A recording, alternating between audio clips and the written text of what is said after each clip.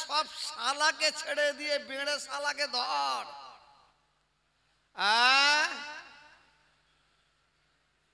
বললি খারাপ, বললি বলবে উনি এত বলছে কেন, আর না বললি বলবো উনি চুপ মেরে আছে কেন।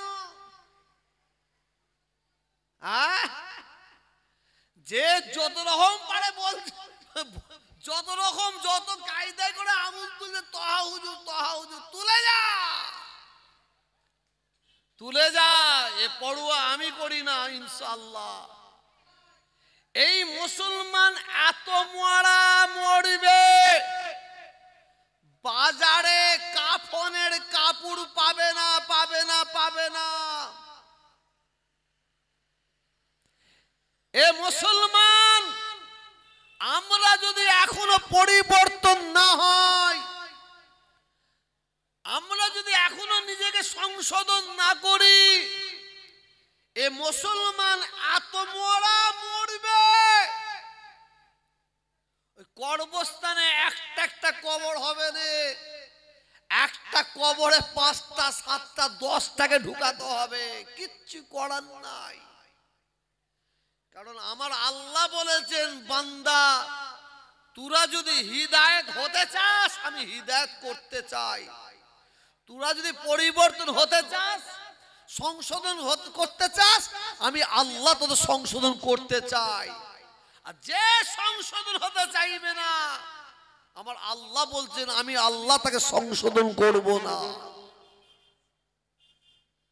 আজকে আমরা নিজেকে মুসলমান বলে দাবি করছি,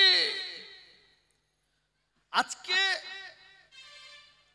সারা পৃথিবীর মুসলমান মার খাচ্ছে, লাঞ্ছিত হচ্ছে, বঞ্চিত হচ্ছে, পদধূলিত হচ্ছে। সারা পৃথিবীর মুসলমানদের দুরবস্থা কেন? এই দুরবস্থাটা কেন, কিসের জন্য আপনার আমার জানার দরকার আছে না নাই? এ ভাই আমি এসেছি, আপনাদের সব রাগ হচ্ছে নাকি? জবাবটা দেন, আমাদের জানার দরকার আছে না নাই? আছে। এখানে আলেম ওলামারা বসে আছেন, নিশ্চয়ই বুঝতে পারবেন ইসলামের অনেক যুদ্ধ হয়েছে বেঈমান কাফেরদের সঙ্গে, বেঈমানদের সঙ্গে, মুশরিকদের সঙ্গে, মুনাফিকদের সঙ্গে অনেক যুদ্ধ হয়েছে। বদরের যুদ্ধ হয়েছে, উহুদের যুদ্ধ হয়েছে, তায়েফের যুদ্ধ হয়েছে, খন্দকের যুদ্ধ হয়েছে, অনেক যুদ্ধ। একটার একটা যুদ্ধ হয়েছে বেঈমান কাফেরদের সঙ্গে। আপনারা সবাই জানেন, এটা আমার বিশ্বাস, একটা যুদ্ধ হয়েছে উহুদের যুদ্ধ। উহুদ, ঠিক আছে, কি বললাম, কি যুদ্ধ বললাম? উহুদ। উহুদের যুদ্ধ শুরু হবে, শুরু হবার আগে ওই দিকে দাঁড়িয়ে গেছে আবু জেহেল। আবু জেহেলের কওমের মানুষগুলো, সাথীগুলো, বেঈমান কাফেররা ওই দিকে দাঁড়িয়ে গেছে। আর ওদের লিডার কে, সর্দার কে, ওদের কমান্ডার কে? আবু জেহেল। এই দিকে দাঁড়িয়ে বললেন কে? আমার নবী, আমাদের সকলের নবী, মুসলমানদের নেতা, মুসলমানদের সর্দার, মুসলমানদের কমান্ডার, মুসলমানদের ইমাম নবী মুহাম্মদুর রাসূলুল্লাহ সাল্লাল্লাহু আলাইহি সাল্লাম।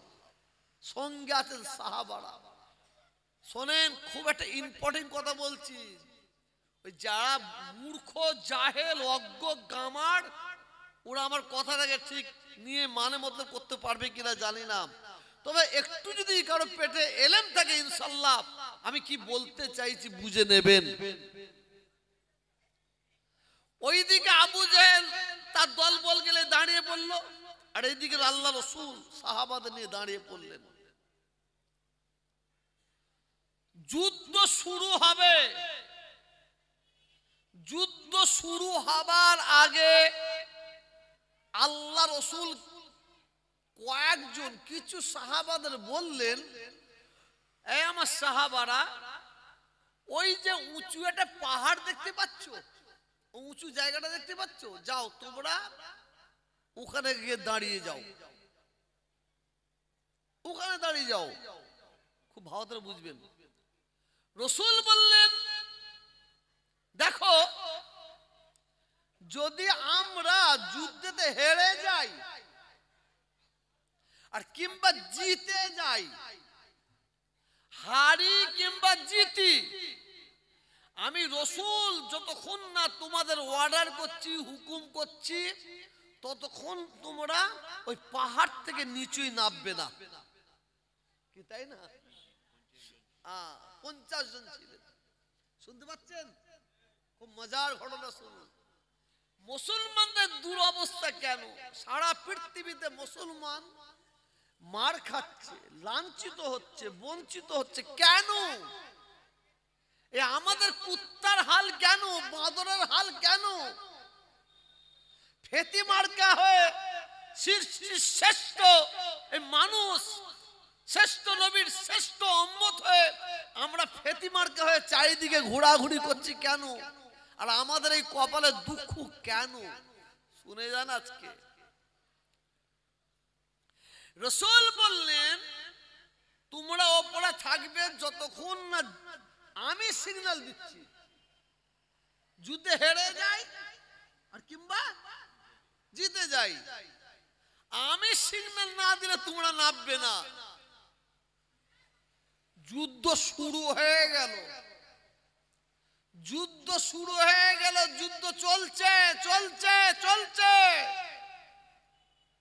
ইসলাম জয় হয়ে গেল, ইসলাম ফতহ হয়ে গেল। বলুন সুবহানাল্লাহ। সব ভেড়া ছাগলের মতন পালাচ্ছে পালাচ্ছে পালাচ্ছে। কেউ তরোয়াল, কেউ ঢাল, কেউ অমুক টমুক, সব ফেলে রেখে পালিয়ে গেছে। সব ওই ফেলে রাখা মালগুলোকে বলা হয় গনিমতের মাল। এই নিচে যারা সাহাবারা আছেন সব কুড়োতে আরম্ভ করেছে, গনিমতের মাল কুড়োচ্ছে কুড়োচ্ছে। আর উঁচুতে যারা ছিলেন তারা বলছে, আমরা তো উঁচুতে আছি, এ তো সব কুড়িয়ে নিচ্ছে। নিচেতে যারা আছে তারা সব কে তরোয়াল পেয়ে যাচ্ছে, কেউ ঢাল, কেউ অমুক পেয়ে যাচ্ছে। আমাদের হাত তো ফাঁকা, আমরা তো কিছুই পাচ্ছি না। রসুলের কথাটা, রসুলের হুকুমটা, রসুলের অর্ডারটা ক্ষণিকের জন্য বেখিয়াল হয়ে গেছিল, ভুলে গিয়েছিল। ভুলে গিয়ে সব নিচে নেমে পড়েছে, গনিমতে মাল নেবে বলে। আবু জেহেলের দলের মানুষগুলো, ওই বেঈমান কাফেররা, ওরা কি করলো জানেন? পিছন ধার থেকে পাহাড়ের ওপরে উঠে পড়েছে। আচ্ছা বলুন তো, পাথর দিয়ে নিচে থেকে মারা সহজ না ওপর থেকে মারা সহজ? কথা বলছেন না কেন? ভেতরটা একটু আলো দিওনি কেন? অন্ধকার করে রেখে দিয়েছে। মুখ না দেখলে বক্তব্য দেখে আরাম হয়? ওরা হয়তো হাঁ হু দিচ্ছে, আমি দেখতে পাচ্ছি। সুন্দর যুদ্ধ, একটা টিউ দিতে হয়। যাক বাদ দেন, হয়ে গেছে। কি বলতে গেলাম? কোনটা সহজ? ওপর থেকে সহজ। ইসলামের যত যুদ্ধ হয়েছে, আলেম ওলামারা আছে বসে আছে, জিজ্ঞাসা করেলেন, সবচেয়ে বেশি যদি ইসলামের ক্ষয় হয়, ক্ষতি হয়, এই উহুদের যুদ্ধ হয়েছিল। ঠিক না মনে আছে? তাই নয়, এই যুদ্ধে আমার রাসূল পাক সাল্লাল্লাহু আলাইহি ওয়াসাল্লামের দন্দল মুবারক শহীদ হয়ে গিয়েছিল। কপালের ভেতরে লোহার খুঁচা ঢুকিয়ে দেওয়া হয়েছে।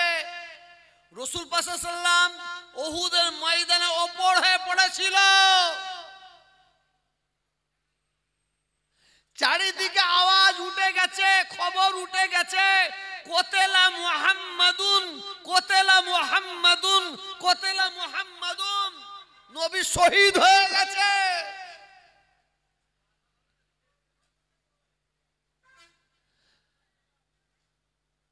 গলি গলি দিয়ে আওয়াজ, কোতেলা মুহাম্মাদুন। হযরত হানজালা রাদিয়াল্লাহু তাআলা আনহু ঘরে ছিলেন, আর উনার ঘরের কানাস দিয়ে বলে যাচ্ছে, এ মদিনার ছেলেরা, এ মদিনার মেয়েরা, এ মদিনাবাসীরা, কোতেলা মুহাম্মাদুন, কোতেলা মুহাম্মাদুন, আল্লাহর নবী শহীদ হয়ে গেছে, শহীদ হয়ে গেছে। হযরতে হানজালা রাদিয়াল্লাহু তাআলা আনহুর কানে আওয়াজ পড়েছে। ঘরের ভিতরে ছিলেন, কানে যখন আওয়াজটা পড়ে যায়, ঘরের দরজাটা খুলে ফেলে। স্ত্রীকে বলে, স্ত্রী তাড়াতাড়ি ঘরের কোণা থেকে তরোয়ারটা বের করে দাও। স্ত্রী বলে, বউ বলে, আপনি তরোয়ার নিয়ে কি করবেন? বলে, তুমি কি শুনতে পাও না? কোতেলা মুহাম্মাদুন, আল্লাহর নবী শহীদ হয়ে গেছে। তরোয়ার নিয়ে আপনি কি করবেন? আপনি তরোয়ার নিয়ে যাবেন যুদ্ধের ময়দানে, কিন্তু আপনি কি ভুলে গেছেন? আপনার কি জানা নাই, স্মরণ নাই? আপনি তো আমার সঙ্গে মিলামিশা করেছেন, আপনি তো নাপাকি অবস্থায় আছেন। হযরতে হানজালা রাদিয়াল্লাহু তাআলা বলেন, আমি কার জন্য গোসল করব? কিসের জন্য গোসল করব? কেন গোসল করব? আমার নবী শহীদ হয়ে গেছে, কোতেলা মুহাম্মাদুন, না অপেক্ষা করা যাবে না। তরোয়ারটা নিয়ে বেরিয়ে বললেন। অনেক বড় ঘটনা। ওই যুদ্ধের ময়দানে হযরতে হানজালা রাদিয়াল্লাহু তাআলা আনহু তিনিও শহীদ হয়ে গেলেন। যুদ্ধ মিটে গেল। রাসূল পাক সাহাবাদের বলছেন, আমার সাহাবারা, যেসব সাহাবারা জিন্দা আছেন, আমার সাহাবারা, আমার যেসব সাহাবা শহীদ হয়ে গেছে, তোমরা তাদের দাফন দিবার ব্যবস্থা করো, দাফন দিবার ব্যবস্থা করো, তাদের গোসল দিয়ে দাফন দিবার ব্যবস্থা করো। এমন সময় দেখা যায় ওই যুদ্ধের ময়দানে একজন মহিলা, একটা মেয়ে ছেলে এসে হাজির। আল্লাহর নবীর কাছে আমার নবীকে সালাম দেন, আসসালামু আলাইকুম ইয়া রাসূলুল্লাহ, ইয়া হাবিবাল্লাহ। আল্লাহর নবী বলে, মহিলা কি খবর? তুমি যুদ্ধের ময়দানে কেন? বলে, ইয়া রাসূলুল্লাহ, ইয়া হাবিবাল্লাহ, হুজুর, আপনি আপনার প্রত্যেকটা শহীদান বান্দাদের আপনি আপনার প্রত্যেকটা শহীদান সাহাবাদের বিনা গোসলে দাফন দিবার কথা বলুন, কিন্তু আমার স্বামীকে গোসল না দিয়ে দাফন দেবেন না। কেন? ইয়া রাসূলুল্লাহ, ইয়া হাবিবাল্লাহ, হুজুর, আমার স্বামী ঘরে ছিল, ওই রাত্রিরে আমার স্বামী আমার সঙ্গে মিলামিশা করেছে। হঠাৎ ঘরের কোণা দিয়ে কে যেন বলে যাচ্ছিল, কোতেলা মুহাম্মাদুন, কোতেলা মুহাম্মাদুন, আপনি শহীদ হয়ে গেছেন, আপনি শহীদ হয়ে গেছেন। আয় আল্লাহর দোস্ত নবী, আমার স্বামী বিনা গোসলে ওই তরোয়ালটা নিয়ে বেরিয়ে পড়েছে। আমার স্বামী আপনার সাহাবা হযরতে হানজালা রাদিয়াল্লাহু তাআলা আনহু, আমার স্বামী তরোয়ালটা নিয়ে বেরিয়ে পড়ে। আমি আমার স্বামীকে ইশারা করলাম, তুমি তো আজকে রাত্রিরে আমার সঙ্গে মিলামিশা করেছো, বিনা গোসলে তুমি কিভাবে যুদ্ধের ময়দানে যাবে? আমার স্বামী আমাকে জবাব দিয়েছিল, কার জন্য গোসল করব, কিসের জন্য গোসল করব, কেন গোসল করব? কোতেলা মুহাম্মাদুন, কোতেলা মুহাম্মাদুন, আমার নবী শহীদ হয়ে গেছে। ইয়া রাসূলুল্লাহ, ইয়া হাবিবাল্লাহ, আপনি আপনার প্রত্যেকটা সাহাবাদের বিনা গোসলে দাফন দিবার জন্য অর্ডার করুন। ইয়া রাসূলুল্লাহ, ইয়া হাবিবাল্লাহ, হুজুর আমার স্বামীকে ফরজ গোসল করিয়ে দিয়ে দাফন দিবার জন্য অর্ডার করুন। আল্লাহর নবী বলেন, আমার সাহাবারা তালাশ করো, তালাশ করো, খোঁজ করো, আমার হানজালা কোথায়, আমার হানজালা কোথায়? সাহাবারা বলেন, সাহাবারা বলেন, আমার হানজালাকে গোসল করিয়ে দিয়ে তোমরা দাফন দিবার ব্যবস্থা করো। সাহাবারা হযরত হানজালা রাদিয়াল্লাহু তাআলা আনহুকে তালাশ করছেন, খোঁজ করতে করতে সামনে পেয়ে গেছেন ফরজ গোসল দিবার জন্য। হযরত হানজালার কাছে গিয়ে দেখছেন হুজুরের শরীর মুবারক দিয়ে, মাথার চুল মুবারক দিয়ে পানি টপ টপ করে পড়ে যাচ্ছে। হযরতে জিবরাইলকে আল্লাহ পাঠিয়ে দিলেন, এই জিবরিল যাও, আমার হাবিবকে গিয়ে বলো হানজালাকে গোসল দিতে হবে না, কারণ আমার হানজালাকে আমার মালাইকা ফেরেশতারা তারা গোসল দিয়ে দিয়েছে। বলুন সুবহানাল্লাহ। আমি যে কথাটা বলতে চাইছি এখনো কিছু বলিনি, এখনো বলিনি, এইবার বলি শুনুন। সবচেয়ে বড় ক্ষয়ক্ষতি হয়েছে ইসলামের, জানেন তো? বিরাট ক্ষতি হয়েছে, বিরাট ক্ষতি হয়েছে। রসুলের দাঁত ভেঙে গেছে, কপালে লোহার কুচে ঢুকে গেছে। কত বড় ক্ষতি বুঝতে পারছেন না? এ থেকে, এই যুদ্ধ থেকে আপনি আমি কি বুঝতে পেলাম, কি জানতে পেলাম?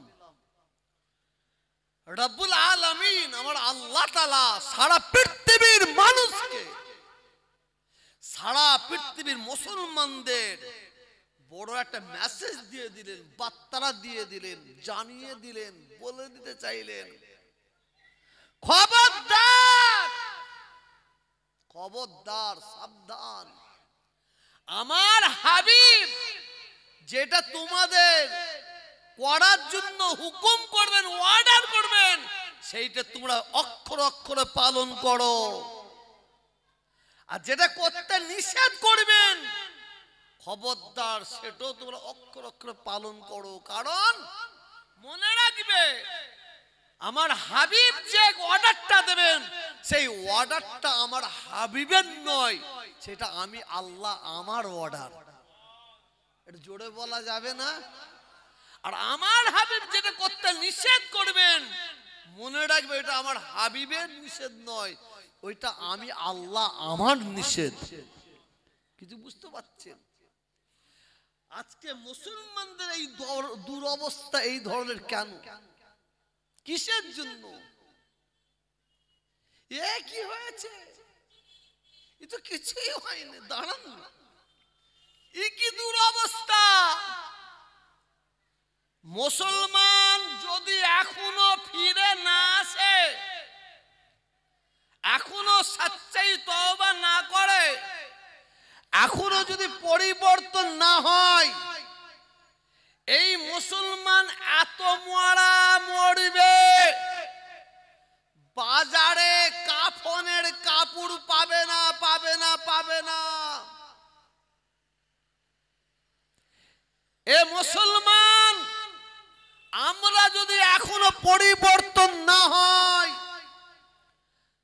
আমরা যদি এখনো নিজেকে সংশোধন না করি, এ মুসলমান এত মরবে,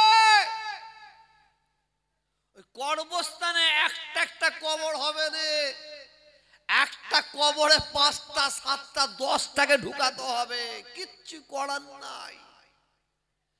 কারণ আমার আল্লাহ বলেছেন, বান্দা তোরা যদি হিদায়াত হতে চাস, আমি হিদায়াত করতে চাই।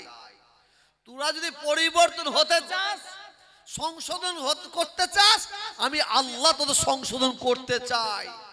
আর যে সংশোধন হতে চাইবে না, আমার আল্লাহ বলছেন আমি আল্লাহ তাকে সংশোধন করব না। আজকে আমরা নিজেকে মুসলমান বলে দাবি করছি, বললি তোহা ভাই খারাপ, কিছু মনে করবেন না। এটা বাংলায় কথা আছে, সব শালাকে ছেড়ে দিয়ে বেড়ে শালাকে ধর।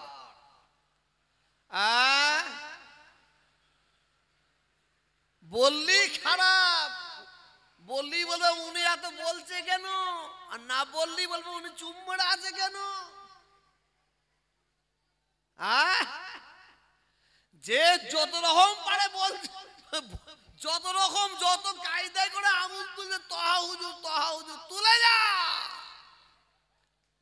তুলে যা। এ পড়ুয়া আমি করি না ইনশাআল্লাহ, কেন আমার মায়ের কথা আমার মনে আছে, ভুলে যাব না। আমার মা বলেছে তহা, আমি দোয়া করছি দুনিয়ার লোক যদি তোর দুশ্মন হয়ে যাক আমি তোর মা দোয়া করছি আল্লাহ যেন তোর দোস্ত হয়ে যায়।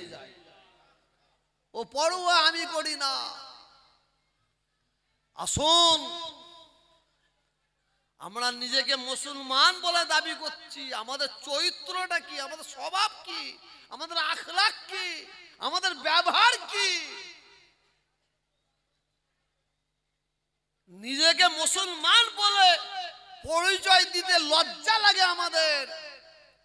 আর একটা ভাই মুসলমান দাঁড়িয়ে আছে, তাকেও মুসলমান বলে পরিচয় দিতেও লজ্জা লাগে। রাগ করবেন না, কারণ আমাদের চাল চলন আচার ব্যবহার কথাবার্তা, আমাদের আচার ব্যবহার দিকে লক্ষ্য করলে বুঝতে পারবেন আমরা নিজেকে মুসলমান বলে দাবি করছি। একটা মৌলানা সাহেবের মুখের ভাষা কি হওয়া দরকার, একটা পীরের ভাষা হওয়া কি দরকার, কেমন হওয়া দরকার উচিত, একটা আলেমের ভাষা হওয়া কি হওয়া উচিত, একটা পীর জাদার কথাবার্তা ভাষা কি হওয়া উচিত, এটা আমরা এখনো ঠিক করতে পারলাম না। আমি আজকেই আমার বজলু ভাই, আল্লাহ তাকে বেহেশতে নসিব করুন, বলুন আমিন। একটু জোরে বলুন আল্লাহুম্মা আমিন। আমাদের কাছ থেকে চলে গেছেন।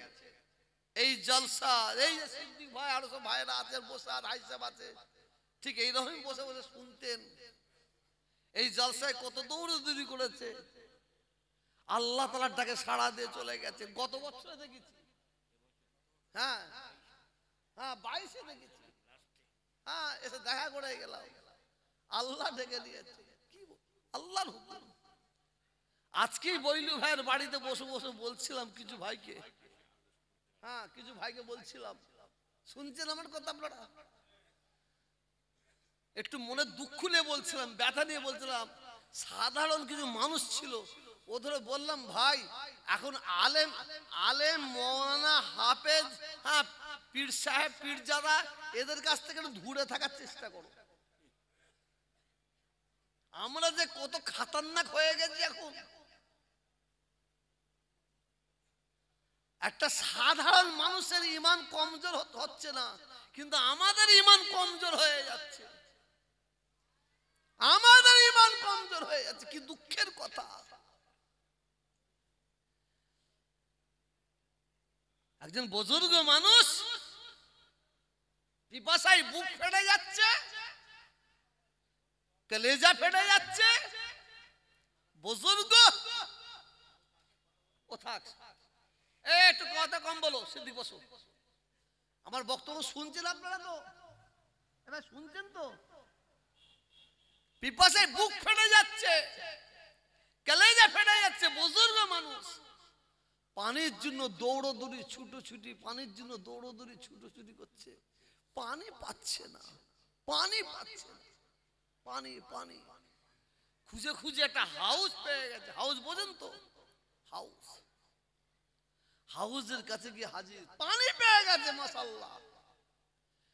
বুজুর্গ মানুষ হাউসের ধারে যে মাথাটা হ্যাট করে দেখে পানি আছে কিন্তু অনেক নিচে। নিচে পানি আছে, কি বললাম, নিচেতে। কি করবে, পানির দরকার, বুক ফেটে যাচ্ছে, পানি পানি, জিভ শুকিয়ে গেছে। মাথায় ছিল পাগড়ি, পাগড়িটা খুলে ফেলেছে, পাগড়ি খুলে ফেলেছে, পাগড়িটাকে দু টুকরো করেছে, গেড়ে মেরেছে। পাগড়িতে জুতো বেঁধেছে, জুতো বেঁধে আস্তে আস্তে উপর থেকে নামাচ্ছে। জুতোটা করে পানি তুলবে, পাগড়িটা ভিজবে, অন্তত ভিজে পানিটা পাগড়িটাকে মুখে দিয়ে কিছু তো পানি পাবে, নামাচ্ছে। কিন্তু না, নামলো না, পানি আরো নিচে, আরো নিচে। জ্ঞানে যারা বোঝে তারা শুধু ইশারায়,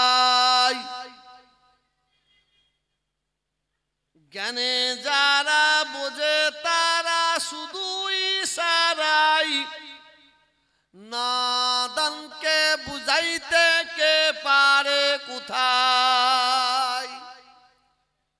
আমি যে কথাটা বলতে চাইছি ভালো করে বুঝার চেষ্টা করলেন, কি বলতে চাইছি।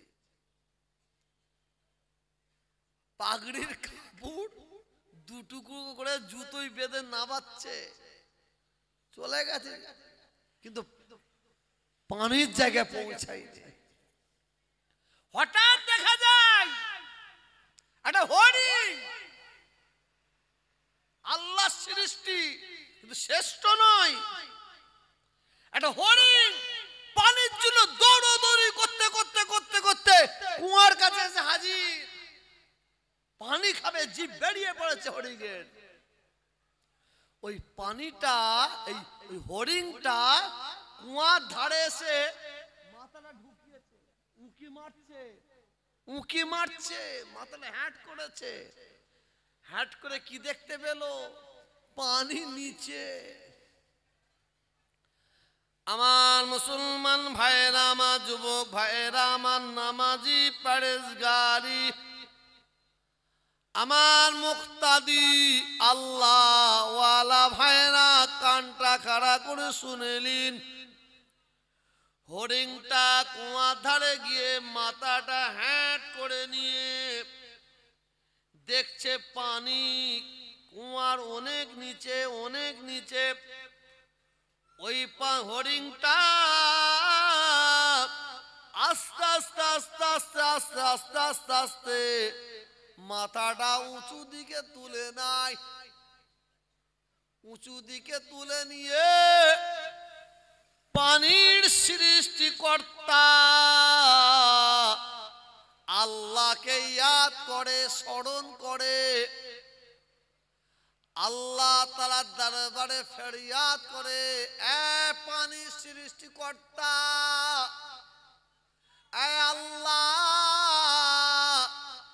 আমি আপনার সৃষ্টি, আমি হরিণ, আল্লাহ আমায় পিপাসা পেয়েছে, পিপাসাই কলেজা,